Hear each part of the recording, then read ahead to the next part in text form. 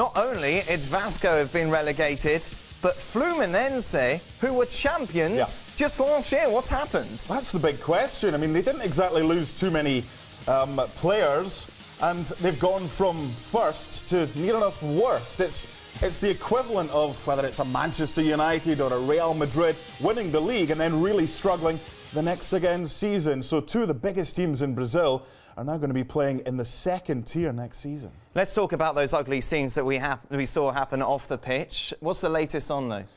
Yeah, unfortunately, 4 were hospitalised, and you saw the scene during the game of a military helicopter landing on the field of play. That was one of the other reasons as well why the players were in tears during this one. So they were airlifted to hospital. I mentioned earlier there were no police on duty. It was security staff that had been hired by Paranaense. This is the military police who were outside, who had to come inside. They fired tear gas.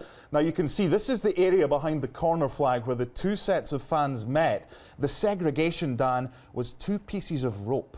Incredible stuff. And the thing is, and you know this more than anyone, Mark, following the Brazilian league, it's not the first time we've seen this happen this season. Looking ahead to the summer, security concerns are obviously going to be rife with Brazil hosting the World Cup. Yeah, this game would normally be played in Paraná, but it had to be played in Joinville because of the problems that they've had beforehand with their fans. Now, there will be no games in Santa Catarina at the World Cup, but there will be 4 matches taking place in Paraná. So they've really got to sort out the policing for this. They've got to sort out the stewarding as well, because we want the World Cup to be making headlines on the field. We don't want to be talking about more people in hospital during the World Cup.